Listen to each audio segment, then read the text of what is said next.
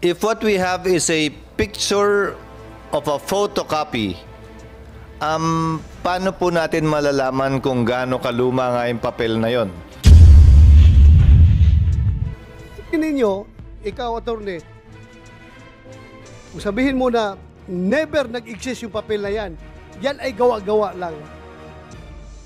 Maniwala kaya ako sa'yo? Yung nature ng papel, kahit na photocopy lang yan, paano lalabas yung soft copy kung walang hard copy? Tingnan mo yung nature ng papel. Tingnan mo, kung sabihin mo, new file yan, that's an old file. Tingnan mo yung color ng papel. If what we have is a picture of a photocopy, paano po natin malalaman kung gaano kaluma nga yung papel na yon? Oh, anong sinisirox niya? Kung ano kinukopyahan kung wala yan? Kung hindi yan existing. Your Honor. If you're going to say na hindi totoo yung papel na yan, para na rin sinabi mo na ako'y nauto ni Morales. Kasi sinabi ko naman talaga, totoo. Makita mo na yung papel, oh. Discolored. Andyan yung papel na yan. Your Honor, as... Ako'y naniniwala na may papel na ganyan talaga. Despite the fact na soft copy lang yan. Paano magkakaroon ng soft copy kung wala yung papel na yan? Recording in Diba? progress. Very clear yung papel. Brown na nga, oh, sa kalumaan niya. Iulit, oh, tingnan mo. Mga stain sa baba, oh. Pwede ba yung i-computer generate yan? Yung papel na yan, i-imbintuhin mo yan? Pati yung butas doon sa puncher? Just one. Physical examination of the papel. Although, Xerox lang yan. Pero yung original na papel yan, tingnan mo. Lumang papel talaga yan. Tingnan mo nature ng papel. Tingnan mo, kung sabihin mo, new file yan, that's an old file. Tingnan mo yung color ng papel. Yeah? Color na papel. At saka yung butas doon sa confidential. Lumang papel yan. Pero ang tanong dyan, sino may hawak ng papel na yan? Okay, diba? that's what we are going to answer Okay. po, Your Honor, in my next presentation. In So, some of the slides. settle tayo dyan na kung hindi yan na-submit at hindi na-approve, obvious, hindi talaga magkakaroon ng control number. Yes po. Correct? Yes Okay. po. Please continue. But napakalinaw po during the series of questions na tinanong po yung ating resource person that he cannot even present any evidence that would prove that these two documents ay talagang nangyari o totoo. In this pre-operation report, makikita po natin. If you're going to say na hindi totoo yung papel na yan, para na rin sinabi mo na ako'y nauto ni Morales. Kasi sinabi ko naman talaga, totoo. Makita mo na yung papel, oh. Discolored. Andyan yung papel na yan. Ang tanong lang kayo kung sino may hawak. Ha? Your Honor, as... Ako'y naniniwala na may papel na ganyan talaga. Despite the fact na soft copy lang yan. Paano magkakaroon ng soft copy kung wala yung papel na yan? Recording in Diba? progress. Very clear yung papel. Brown na nga, oh, sa kalumaan niya. Iulit, oh, tingnan mo. Mga stain sa baba, oh. Pwede ba yung i-computer generate yan? Yung papel na yan, i-imbintuhin mo yan? Pati yung butas doon sa puncher? Just one. Physical examination of the papel. Although, Xerox lang yan. Pero yung original na papel yan, tingnan mo. Lumang papel talaga yan. Kaya nga, ako'y naniniwala sa inyo na wala talaga sa inyo. Most likely, ito sa akin. Kung hindi man ito nalagay sa file ninyo, ito honest opinion ko ito. Kung hindi ito nalagay sa file ninyo, pwedeng ang gumawa nito siyang nagtago ng papel na ito. Posible. Ako, to be honest, I'm not destroying you, Morales. Ako, isa rin sa iniisip ko na pwedeng ikaw gumawa nito, hindi mo na-submit, baka nasa iyo yung papel na yan. Pero, sige lang, I am giving you the benefit of the doubt. Pero pag sinabi ninyo, ikaw, attorney,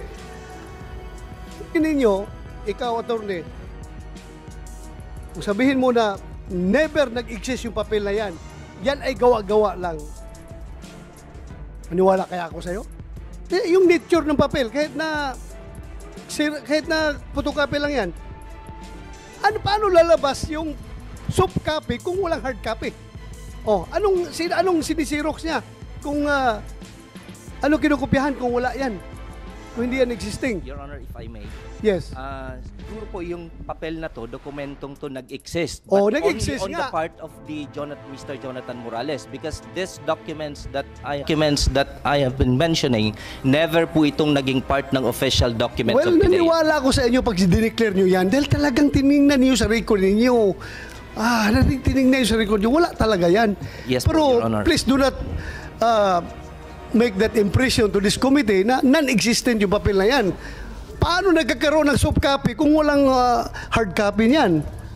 Existent yan, but you cannot determine the location of that paper. Yes, Your Am Honor. I correct? Okay, so dapat magkaintindihan tayo dyan. Yes, Your Honor. At tayo nagdududa kung sino nagtago ng papel na yan at sino nag-leak, di ba? Sino? Kaya yan tayo nagkakaroon ng investigasyon. Okay, yes. Please continue. Thank you. Mr. Chairman, if I may, if an agent prepares a pre-op report, theoretically, and does not submit it, dahil nagdalawang isip siya, natakot siya, kung ano man ang motibo niya, o nabayaran siya, kung ano man ang motibo niya, he did not submit it, as you testified, wala sa records niyo. Is that document confidential? Is that document part of your official records? My answer, Your Honor, it's no. It did not become part of the official records of PIDEA. Maybe that documents ay naging official or personal file lamang po ng ating resource person. Ngayon, ang personal file ng isang resource person, tulad ng sinabi ng ating chairman, nung siya'y police, marami siyang mga informant, may mga ebidensya kang nakakalap, pag-alis sa departamento, pag-retire, dala-dala niya yun. Iuwi niya yun. Parang ako rin yan. Nung nag-congressman ako, nag-governor, unang term ko sa Senado, nung natapos, dala-dala ko rin lahat. Malay ko bang bawal yun? Sabi nga ni Senator Tolentino, wala namang batas na nagsasabing bawal yun. So hanggat hindi tinatanggap ng PIDEA para magpasa kayo kung itutuloy nga ba yung operasyon o hindi pa opisyal na dokumento ng PIDEA yun. Ganun po ba interpretasyon Yes niyo? po, Your Honor.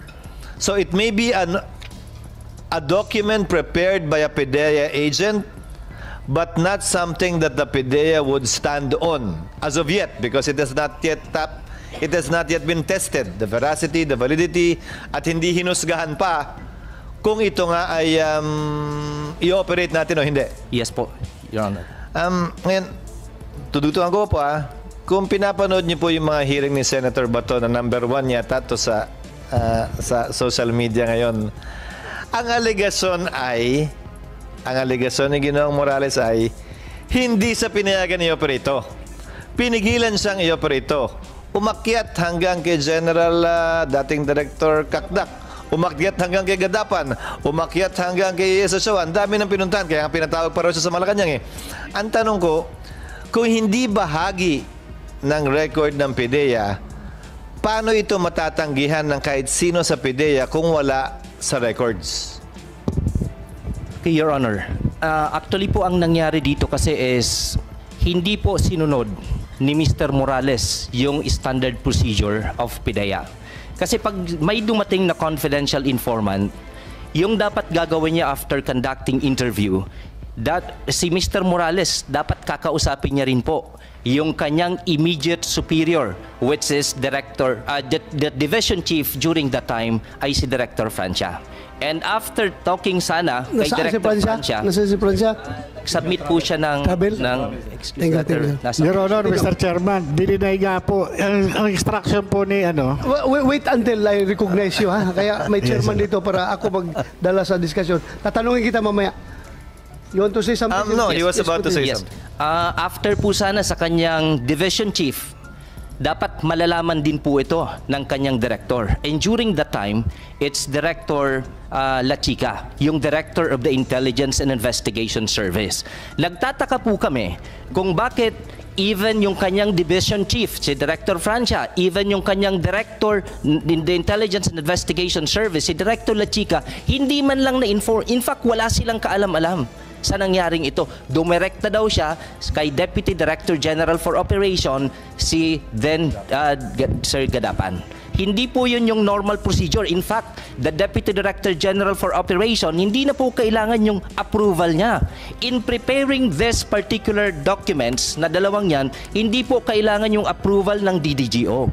Ang mangyayari po, dun lang sa level nila, dapat naayos doon, and after that, kung after validation, okay, so dapat dun pa lang sila kukuha. Magre-report sa Plans and Operation Service para po makakuha ng Authority to Operate and Pre-Operation Report.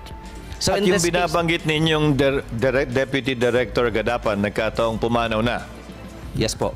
Pero so far, yung mga buhay pa, hindi pinapatotoo. Yes po. Actually, Yung mga allegation yes po. so far Actually, na- Your Honor, sa presentation ko po, kasama po dyan yung affidavit of the 8 agents that during that time, they were assigned doon po sa Intelligence and Investigation Service. Now, kung sila po yung... Sandali ha. Andito mo lang si General Kakdak. Sir, this happened during your time? Di ba, 2012, ikaw, o si Gutierrez? No, Your Honor, it's but still Yusek Gutierrez. Ayun si Gutierrez ba, sir? Yes, sir, because I assumed October 18, but my order is October 11. Okay. Thank you, sir. Thank you, Your Honor. Ang hirap po na tayo matanong dahil puro pumanaw na, nasa langit na. Thank you. Thank you, sir. Thank you. If I Please may continue.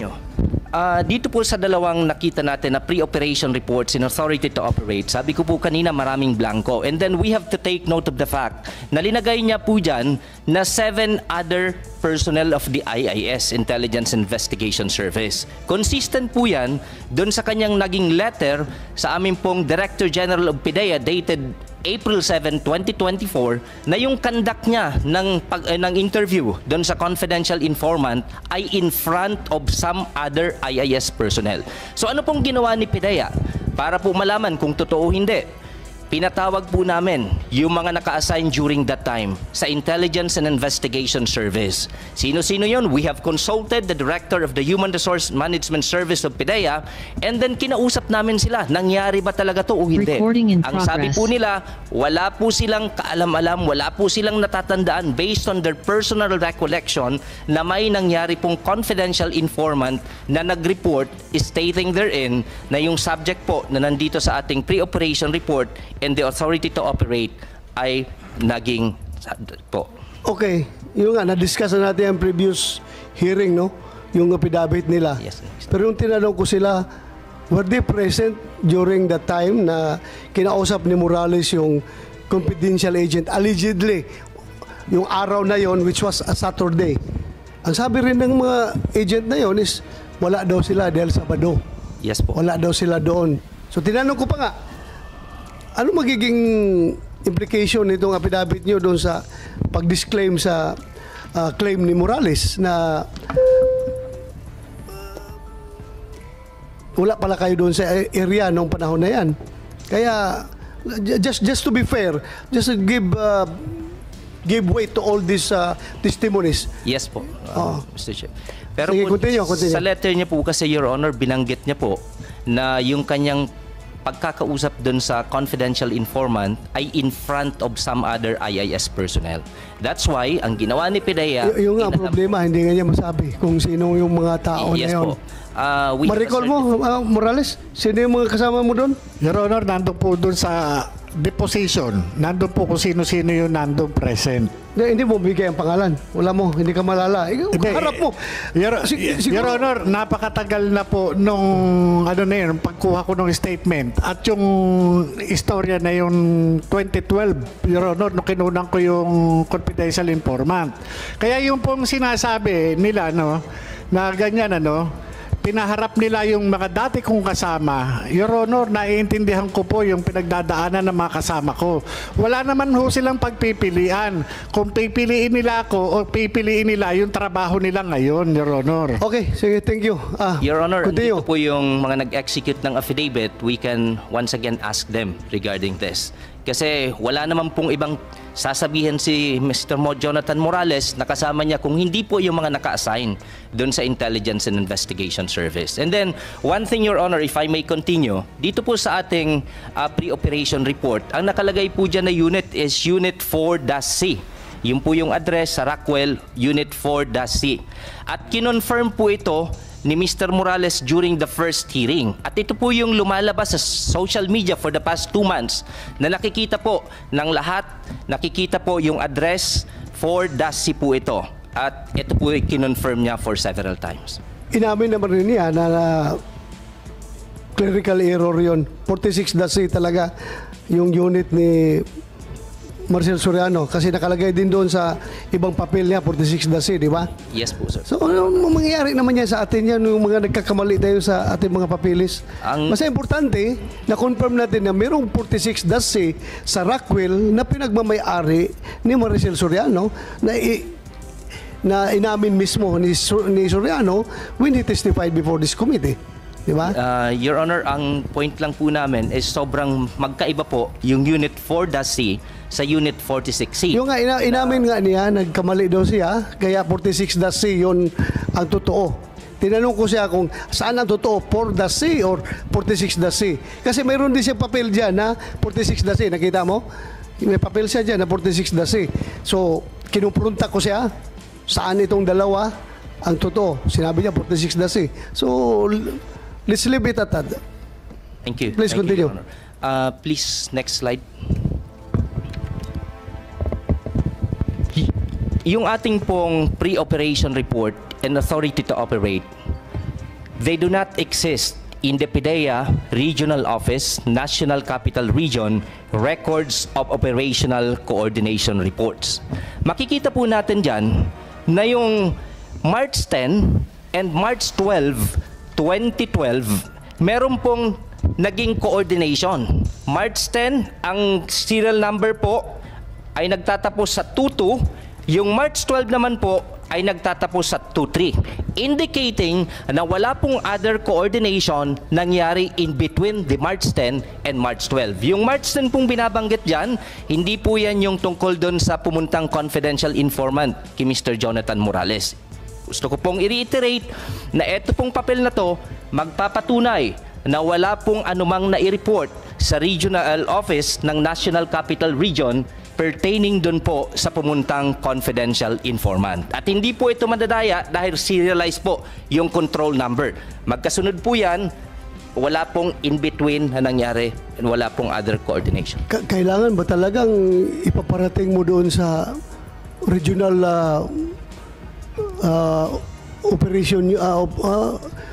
regional operation center kapag may magpunta sa iyo na informant? Ganun ba? Your Honor, lahat po ng coordination. Hindi, it's not about coordination.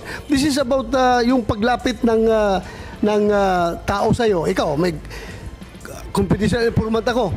Pupunta ako sa iyo, sir. May impormasyon ako na ganito. I-report mo kagad dyan sa Regional Operation Center na may pumunta sa akin na informant?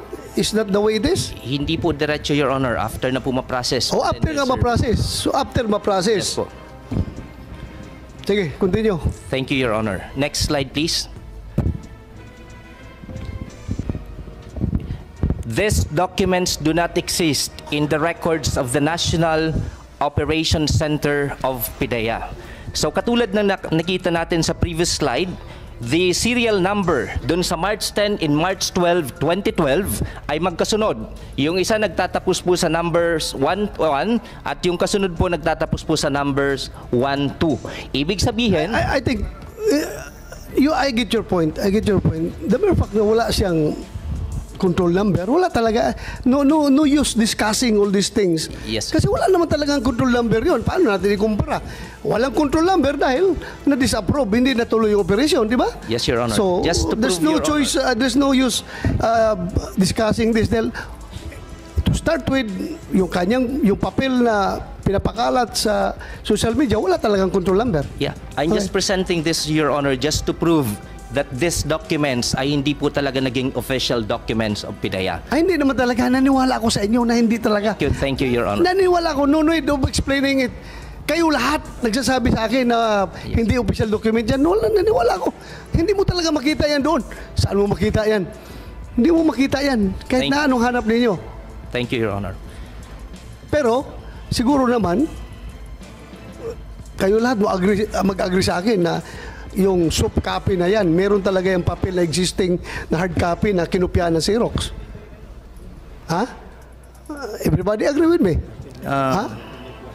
Your Honor, actually, kung makikita natin yung pre-operation reports at authority to operate na sobrang medyo malabo at maraming information yung natanggal, kahit sino po sigurong dating PIDEA employee or lalong-lalo na PIDEA agent po pwede pong gawin yan.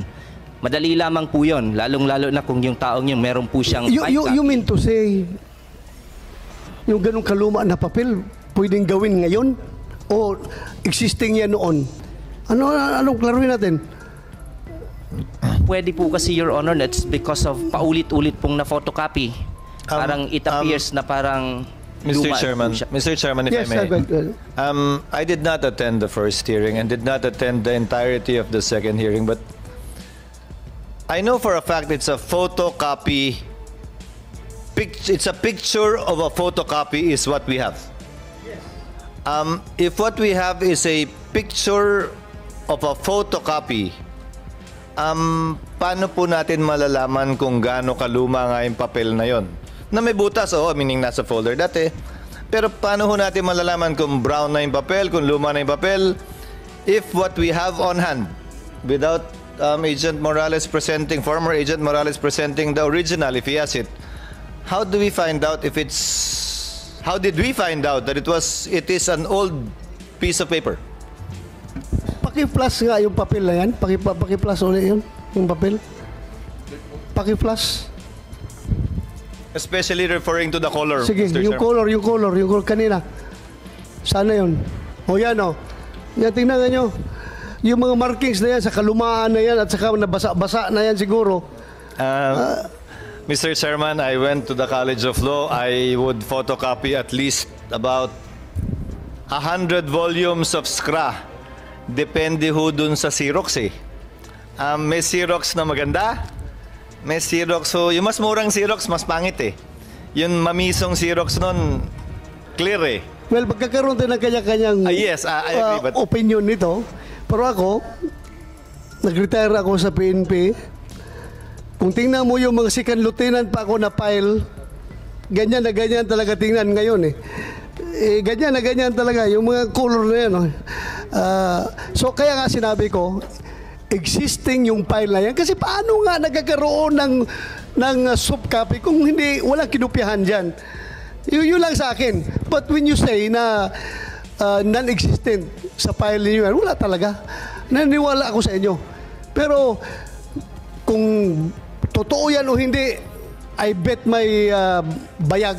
Totoo yan. Pero ang tanong, sino may hawak? Posible pa na si Morales may hawak niyan at siya ang nagpakalat niyan. To be frank about it, isa yan sa mga pagdududa na iniisip ko, Jonathan Morales, na Yes, Your pwedeng Honor. ikaw. Ang ano nga, Your Honor, Mr. Chairman, kaya lang ako napunta rito as resource person dahil nga nung sumulat ako sa kanila, sinabi ko na wala akong kinalaman dyan sa nilabas ng vlogger kasi kinontak lang din sir ako ng kasama ko sa PIDEA. Yung nga, Kaya ko lang din nalaman. yung nga problema, hindi pa pinakita yung pangalan mo dyan, hindi pa nakita yung signature mo, sumulat ka agad sa PIDEA na claiming Yes, sir. ikaw Dahil ang nga, gumawa. Ikaw ang nakita ko, gumawa. yes sir, Your Honor, dahil tanda ko naman talaga na ako talaga yung nag-imbestiga doon sa confidential informant. Alam nila yan sir, alam nila. Dinideny lang nila ngayon. Anyway.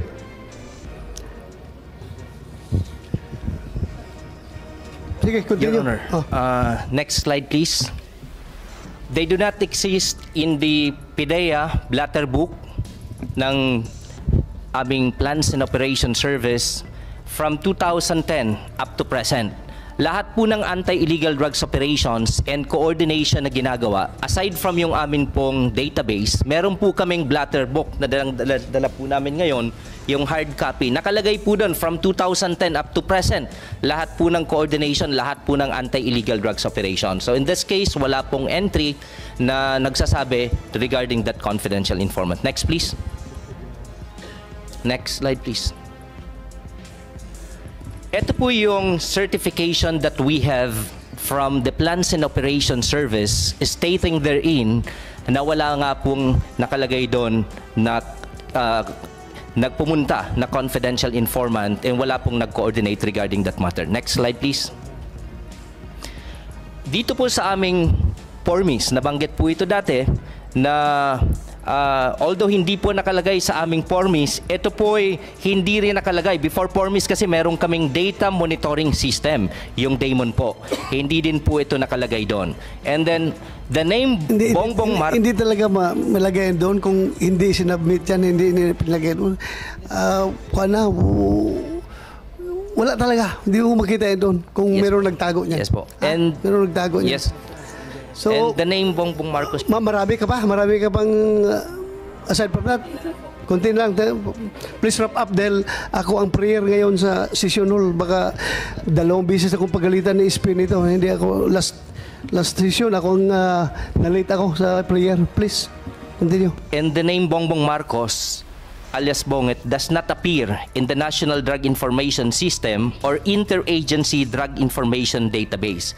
Hence, he has never been included in the drug list or been subjected to any negation operation. Next, please. Remember, we're not talking about the drug list dito, ha? Ang ating pinag-usapan to yung leak na yan, yung pre-operation report at saka yung authority to operate, yun ang pinag-usapan natin, hindi drug list.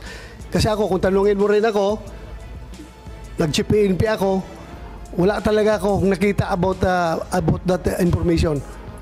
Ako mismo, honestly speaking, wala ko nakita.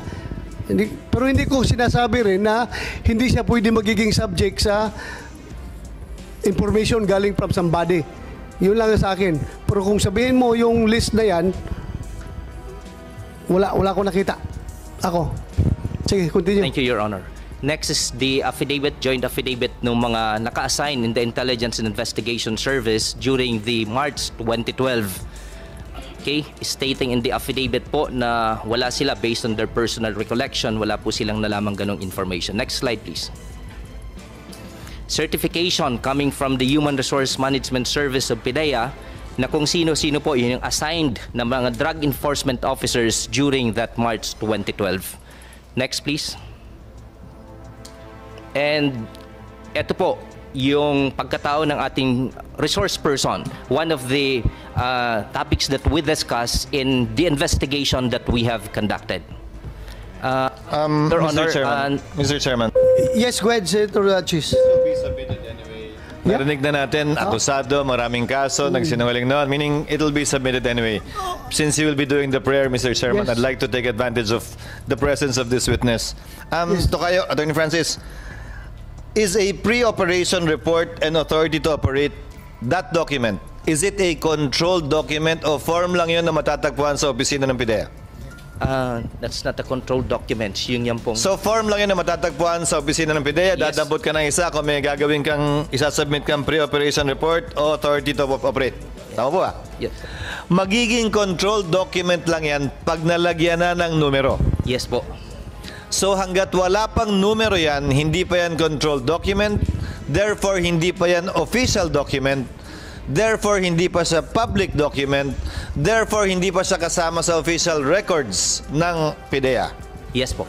Magiging official record lang yan, gaya na sinasabi ni Chairman De La Rosa, wala kayong kopya kasi hindi pa nga sinasubmit.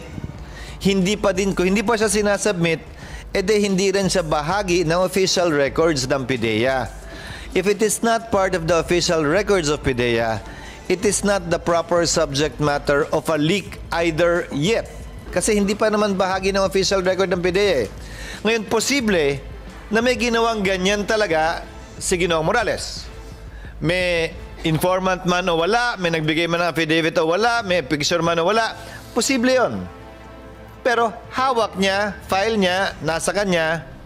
Sa puntong yon, since you're an attorney, Francis, public document na ba siya o hindi pa? O dahil sa officer agent ng PIDEA, may tuturing ng public document siya? No, Your Honor. My next question, sir, is kung ito'y pinanumpaan, affidavit sino po ba yung nagpapasumpa sa PIDEA noong mga panahong yon? Marami pong lawyers na naka-assign po sa Legal and Prosecution Service of PIDEA. Sila po yung dapat na magpasumpa. Kung lawyer po yan at I presume pwede lamang sila magpasumpa kapag sila ay notaryo. Meron pong mga may notarial commission during that time. Yung walang notarial commission, meron po ba silang listahan ng mga pinapasumpa? Meron po kasi yung iba doon, although they don't have the notarial commission, allowed po sila to administer yung mga documents po. Allowed sila to administer oath, pero nire-record ba nila yung sumusumpa sa harap nila? Kahit wala silang notarial commission? Sino-sino po yung mga nagpa-administer doon sa office?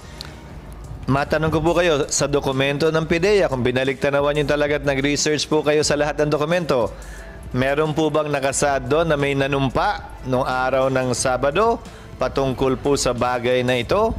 At kung sakasakali, listahan ng mga notaryo o mga abogadong may notaryo, dahil may record po yan ng kanilang mga pinanumpaan 10 years ago, 15, 20 years ago.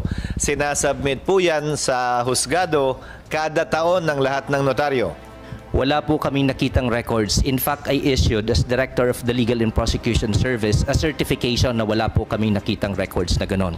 And if I may add po, Your Honor, hindi po ito kasi yung usual na once mayroon pong confidential informant na, for example, first time na pumunta, wala pong confidential informant na papayag na itatranscribe into sworn statement po yon. Kasi in the sworn state, kung magiging affidavit po ito, ilalagay niya yung pangalan doon and then sasamahan niya po si Ginoong Morales sa Legal and Prosecution Service. Wala pong confidential informant na papayag sa ganon.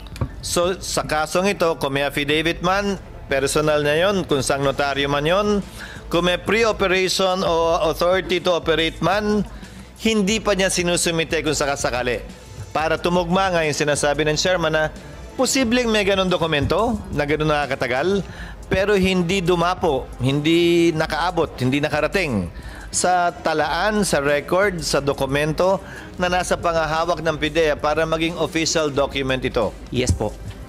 Although binanggit po ni Mr. Morales during the first hearing na yung affidavit daw is pinanotaryahan nyo or nag-subscribe dun sa Legal and Prosecution Unit of PIDEA. Walang record nga doon. Wala pong records. Nang may sumumpa doon sa petsang yon. Wala po, Your Honor. Huling katanungan, Ginoong Chairman. Itong pre-operation report at saka authority to operate. Kapag ka ito'y nalagyan na ng control number, dadaan na po yan sa proseso at kailangan ng pagpasahan ng mga opisyal. Tutuloy ba to? Wag itutuloy ito? Etc. etc. Tama po ba yan? Tama po. So ito'y kumbaga application lamang ito. Opo. Pag sinumite, doon palang gugulong yung bola, ika nga. Opo. Hanggat hindi sinusumite, hindi gugulong ang bola. Opo. Tama At po. walang kailangan pagpasahan sino man sa hierarchy ng PIDEA. Tama. Mula sa kanyang immediate hanggang sa pinakamataas na opisyal ng PIDEA. Tama po. Thank you, Mr. Chairman. Thank you, Attorney, for that clarification. Thank you, Thank you Senator very much. Chis. Mag-sisisyon na tayo. Ganito na lang. Meron pa tayong isang hearing. Sana makarating yung hindi pa nakarating dito.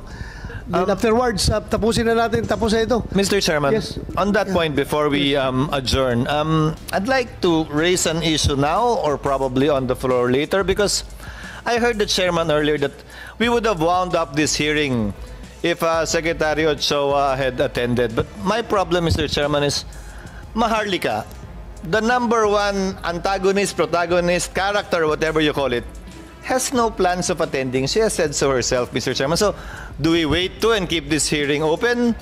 In regard to the other names mentioned, I brought this up in the last hearing, Mr. Chairman. For example, Mr. Morales mentioned President Duterte that he knows. Yun ang claim niya. And I raised the issue na hanggang saan tayo magpapatawag sa pangalang binabanggit ni Ginoong Morales. Binanggit niya si Ms. Maricel Soriano, inimbitahan natin. Binanggit si si General Cacdac, inimbitahan natin. Si General Serapio, inimbitahan natin. Gaya ng sinasabi ko, Mr. Chairman, at some point in time, we have to rein in kung hanggang saan lang, kaya ng sabi nating Senate President earlier. And that is the reason, Mr. Chairman, why I think I've been in the Senate for quite some time. The reason why a motu proprio is usually done, usually isa. And by tradition in the Senate, I'll mention this on the floor later. By tradition in the Senate, a motu proprio hearing is conducted during recess. Kasi wala pong session, may nangyari. May nangyari, kailangan mag-hearing. Or hindi pa nare-refer. Na-file na yung resolution, hindi pa nare-refer, kaya kailangan mag-hearing. But in the past, a resolution was forthwith filed para yung direction maliwanag. Hindi yung depende sa makulay po ang buhay ni Ginoong Morales. Marami po siyang karanasan at marami po siyang nakasalumuhang mga tao. At hindi ho ako magugulat na totoong nakasalamuhan niya, yung mga kilala at mga batikang mga pangalan sa ating kasaysayan. Pero mahirap naman po na kada pangalan babanggitin ay papatawag at magdedepende ang pagpapatuloy, hindi pagpapatuloy ng hearing sa pagdalo ng mga pangalang binabanggit niya. Lalo na wala naman po siyang personal knowledge, meaning hindi po niya personal na nakasalamuha o narinig. Yung mga di umanong bagay na sinabi, kabilang na yung personal na away ni Ginoong Santiago at ni Ginoong Enriquez. Kung ano man po namamagitan sa kanila, nasa kanila na ho yun. Ayoko na hong pakialaman yun. Kung ano man po ang sama ng loob ni General Santiago kanina kay Ginoong Enriquez na tila meron, nasa sa kanila na ho yun. Pero lumalabas pa rin po dito at obligado tayong pakinggan at pagbigyan. So at the proper time, Mr. Chairman, I hope we can discuss together with the other members of the committee, as the good Senate President has pointed out, because nothing, let me clarify, nothing prevents a hearing to be conducted based on a resolution specifically finding out sino nga ba ang mga adik, totoo ba yung sinasabi dun sa dokumento na sinasabi ni Ginoong Morales, etc., etc. Nothing prevents that from being done. Pwede po yan gawin mamaya o bukas, may pwede mag-privilege speech at yun po yung basihan ng pagdinig. Pero, base sa privilege speech, base sa resolution, yun po ang magiging limitasyon ng pagdinig. Dahil, sa totoo lang, naiintindihan ko ating chairman dahil interesado naman ako mapakinggan din. May opening sa lahat ng sinasabi ng ating mga testigo. Subalit, mahirap naman po na kada pangalan babanggitin ay gagawin nating depende ron yung pagdinig kung itutuloy pa o hindi na. Yes, Thank you, Mr. Chairman. Again, I submit. Thank you. I admire your insights, your inputs, and again,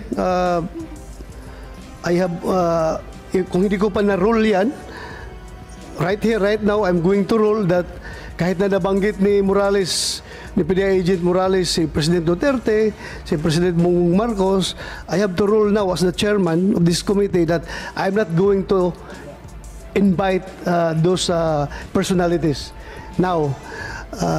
But please just give this chairman the, how do I English this? Please give this chairman the Leeway. No, not leeway. I'm referring to give this chairman the prerogative to invite kung sino ang gustong i-invite.